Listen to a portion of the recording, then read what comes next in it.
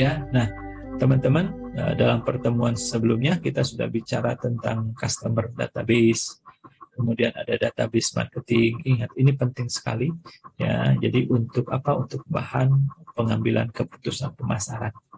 Di database ini seperti teman-teman ketahui, ya isinya pasti data. Ya, jadi kumpulan tentang ataupun informasi yang komprehensif. Ya, dan ini akan terkelola dengan baik ya.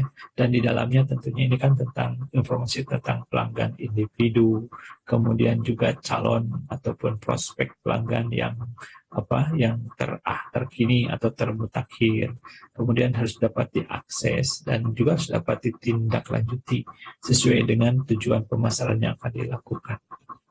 Ini adalah kunci daripada konsep dari database ya. Bisa nanti berisi tentang customer database, bisa juga nanti marketing database yang ada di dalamnya. Harus ada juga misalnya mailing list. Nah, mailing list ini kalau dulu istilah mailing list berarti kan alamat sebenarnya di dalamnya, alamat surat menyurat. Kalau sekarang kan mungkin lebih kepada nomor kontak, sehingga untuk mengontak pelanggan, prospek ataupun potensial pelanggan itu adalah dengan menggunakan media sosial, dengan menggunakan mobile phone gitu ya, dan seterusnya. Juga ini adalah berisi juga tentang bisnis database, di dalamnya tentang informasi terkait dengan bisnis yang dijalankan. Kemudian juga ada data warehouse, ya pertemuan sebelumnya sudah kita singgung. Nanti ini adalah gudang ataupun berisi data-data yang luar biasa tentang proses marketing yang kita lakukan. Dan juga konsep selanjutnya dari database yang dimiliki oleh perusahaan itu terkait dengan data mining. Bagaimana kita bisa menambang ataupun mendapatkan informasi-informasi sebagai hasil dari analisis yang dilakukan ya, terhadap data yang ada di data warehouse sebelumnya. Nah, ini terkait dengan data warehouses dan data mining. Jadi perusahaan itu harus dapat menggunakan database mereka ya dalam cara ataupun dalam teknik yang tepat, sehingga apa yang terkandung di database tadi akan optimal kita pergunakan. Untuk apa? Satu, untuk mengidentifikasi prospek, kemudian untuk menargetkan penawaran, jadi kepada siapa nanti penawaran akan diberikan, kemudian untuk memperdalam loyalitas konsumen, kemudian untuk mengaktifkan kembali pelanggan, ya, jadi pelanggan-pelanggan yang mungkin sudah beralih kepada kompetitor kita bisa dijadikan sebagai pelanggan aktif yang membeli kembali barang kita. Kemudian juga untuk menghindari kesalahan. Ya, jadi database ini juga menjadi informasi yang baik gitu ya. Ketika mungkin ada informasi tentang hal-hal apa yang menyebabkan ataupun yang menjadi ketidakpuasan ataupun menyebabkan si konsumen komplain, berarti mereka ada catatannya dan itu menjadi bahan pelajaran berguna sehingga itu tidak terulang lagi di dalam proses ataupun di dalam pengelolaan pemasaran yang dilakukan oleh perusahaan. Ya, nah ini terkait masih tentang database. Ya. Jadi sisi lain ataupun hal lain yang harus dipertimbangkan tentang database. Jadi yang pertama, jangan membangun database pelanggan. Ketika kondisi bagaimana, satu produk ini adalah produk pembelian sekali seumur hidup. Jadi katanya kalau barang atau produknya hanya dibeli satu kali saja oleh orang ataupun oleh pelanggan kita, tidak perlu itu membuat database-nya. Jadi mungkin tidak ada database pelanggan si A lah gitu ya, tentang individu secara individual lah gitu. Tapi mungkin dari pola ataupun gambaran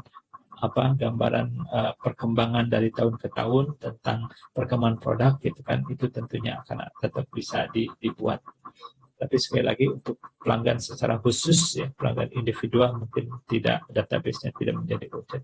Yang kedua ya, untuk pelanggan yang tidak menunjukkan loyalitas ya, tidak perlulah ada database-nya, atau paling tidak dia tidak dimasukkan kepada daftar atau kumpulan informasi yang kita coba maintain.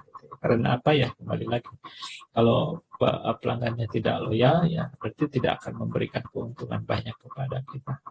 Jika penjualan unit sangat kecil atau tidak memberikan keuntungan banyak, Kemudian biaya pengumpulan informasinya terlalu tinggi. Ya, jadi ingat 4 poin ini sebenarnya kalau teman-teman lihat ujung-ujungnya tetap bahwa yang menjadi indikator ataupun menjadi filter adalah profit. Jadi kalau seandainya profitnya tidak atau belum tinggi, tidak perlu membuat database ini, ya, atau database pelanggan ini mungkin harus dipikirkan kembali pembuatan ataupun pengembangannya. Kemudian juga ada sisi lain yang harus ataupun ya katakanlah kelemahan dari proses marketing yang kita lakukan khususnya untuk CRM. CRM ini kan tadi Customer Relationship Management ini bahayanya apa? Satu, ya ketika kita menerapkan CRM sebelum membuat strategi pelanggan. Jadi kalau teman-teman akan membuat Customer Relationship Management itu harus pastikan dulu konsep atau strategi apa yang akan teman-teman pergunakan atau akan teman-teman kembangkan. Yang kedua, kita luncurkan CRM atau Customer Relationship Management sebelum mengubah organisasi agar sesuai. Jadi yang pertama itu dilakukan adalah organisasinya harus disesuaikan sesuai dengan konsep atau perencana CRM yang akan kita buat. Kemudian yang ketiga, ya dengan asumsi yang lebih banyak, teknologi CRM akan lebih baik. Ingat ya, jadi teknologi itu hanya sebagai alat bantu.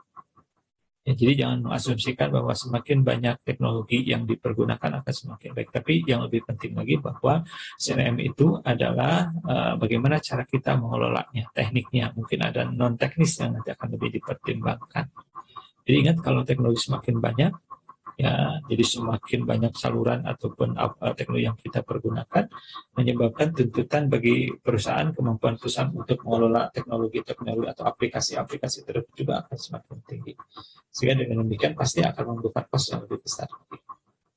Jadi biasanya ya kalau kita lihat itu saluran untuk memberikan komplain atau apa gitu ya, pasti mereka dari sekian banyak alternatif itu pasti akan ada yang dipilih ataupun ada saluran-saluran yang memang khususkan atau menjadi saluran utama, sehingga mereka lebih fokus kepada hanya sejumlah kecil saluran ataupun teknologi yang mereka gunakan saja.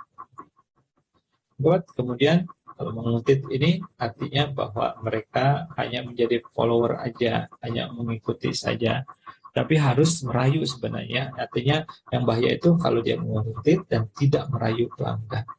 Jadi sebaliknya, berarti untuk CRM ini konsepnya yang harus mampu memiliki ide atau kreativitas yang tinggi, tidak hanya sebatas menjadi follower saja, tetapi juga harus mampu memberikan ataupun meyakinkan calon pelanggan kita bahwa kita punya konsep ataupun punya produk atau jasa yang bagus yang bisa ditawarkan kepada mereka.